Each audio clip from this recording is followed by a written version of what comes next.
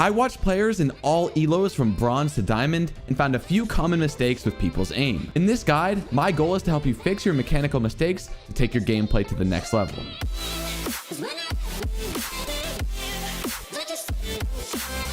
So often in my chat, I see a comment like this: I'm hard stuck gold 2 and I can't rank up because my aim is so bad. Yet almost never when I watch a gold player is it their raw aim that's holding them back. Instead, it's usually small mechanical mistakes that just slightly relate to aim. So let's talk about how we can fix these issues step by step. The first and most basic step to fixing your aim is getting your crosshair in the perfect vertical plane so that all of your adjustments can happen horizontally. Here's what I mean by that. Once your crosshair is perfectly at head level, it should never go away from this when you're holding an angle. As I shoot these bots here, notice that my crosshair is staying in the same horizontal plane the entire time. Never once am I moving my crosshair up and down, and the only adjustments that I'm making are from left to right. Now, of course, this is more difficult to do when you're playing on 2 different planes in an actual map. If I jump on top of this box here, you'll see that there is not one perfect vertical plane depending on how close or far away the bot is. And that's something that you're going to have to practice when you're holding an angle. Get familiar with the maps and find where the head height is for each different angle that you're holding. The second step is understanding where you should be placing your crosshair relative to the angle that you're holding. So when you're holding an angle, there's a few things to consider. What type of peek is the enemy going to make?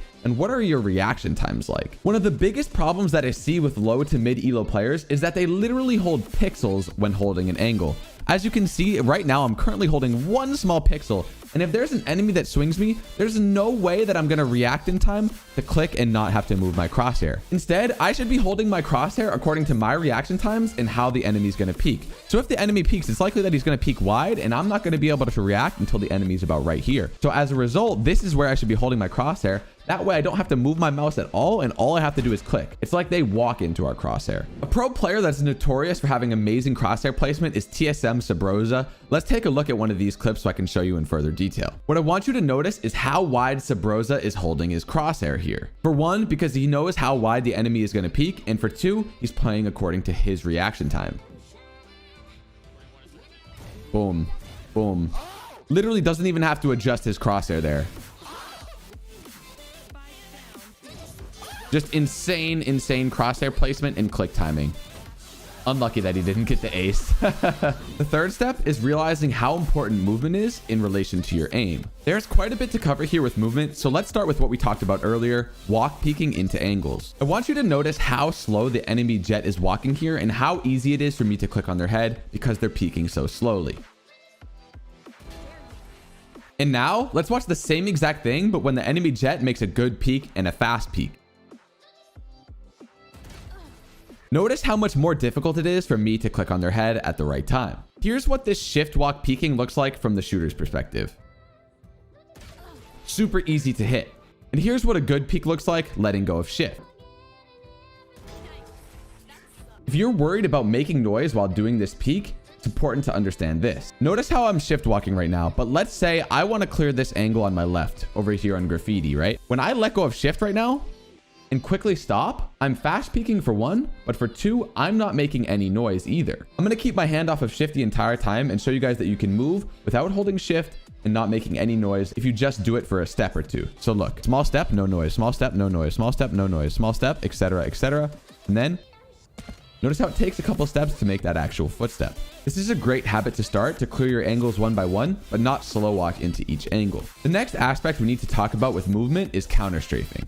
At this point in Valorant, I think most of us realize why crouch peeking is bad. And if you don't, it's because you're committing yourself to a 1v1 with no escape plan. A lot of lower elo players that I watch will unbind their crouch key to prevent this from happening. But even though these low players don't commit to a crouch spray when they're fighting since they have it unbound, they end up standing completely still, which effectively does the same thing. So if we look at the practice bots here, you'll notice that they're standing completely still. This makes the targets extremely easy to hit to go from one to another. But let's go to the settings real quick and turn on strafe bots. Notice how much harder they are to hit once they're strafing.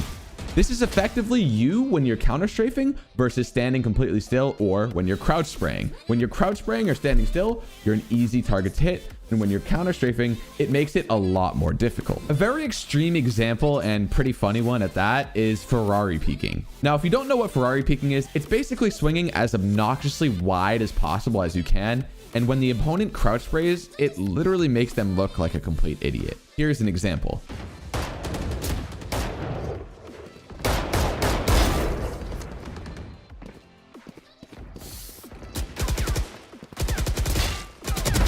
Now, my goal here isn't to encourage you to start Ferrari peeking in Valorant. That's not going to help you at all. But it's to prove how bad of a habit crouch spraying or standing still when you're shooting really is. At this point, we've established all of the problems that the majority of Valorant players have when it comes to aiming and aiming mechanics. So I came up with a 10-minute warm-up or practice routine that you can do every single day before your games to help you guys improve with these issues. When you make your way into the range, make sure you select Breach as your agent. Turn on the practice bots and make your way into one corner of the range. Take out your Breach ult and ult all the bots into one corner of the range. At this point, shoot 2 of the bots that made their way into the corner so that they spawn back in the center. And now all you have to do is shoot from one bot to the next and use those 2 bots that will spawn every single time. But what's really, really important that you do is that you counter strafe between every single shot in the range. It will look something like this.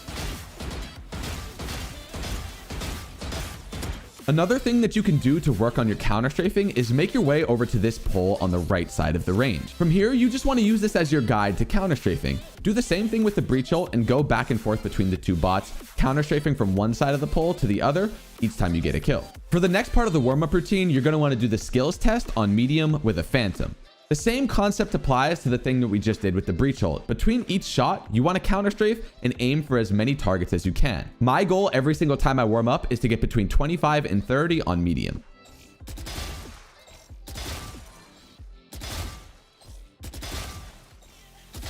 After you achieve your goal on medium, take out a Vandal and switch the bots to hard. From here, you should set a very similar goal. For me, it's always 15 to 20 on hard bots, and keep doing this until you feel warm. Remember, it's super important to counter strafe. Sure, your strafe should be a lot shorter when you're doing the hard bots, but make sure you're doing it, otherwise this isn't going to be useful at all. Last but not least, after you feel super comfortable in the range, take it to a deathmatch and really hone in on not crouching and not standing still when you're shooting. When you're practicing in this game, it's really important to transition from low stress environments like the range to medium stress environments like deathmatch or unrated to high stress environments like ranked. And the only way to ever get comfortable in those high stress environments is to work your way up and put yourself in that scenario over and over and over to eventually form those good habits. Hopefully this guide made you realize that your raw aim probably isn't your issue, and rather it's the mechanics revolved around aim like movement, crosshair placement, and a few other things as well. If you guys found the video helpful, please leave a like, subscribe, and turn on post notifications. If you didn't know, I stream live on Twitch every single day around 10:30 a.m. Eastern time. Make sure you go drop a follow and check us out while we're live. Have a good one, guys, and check out one of these other amazing videos on our channel here.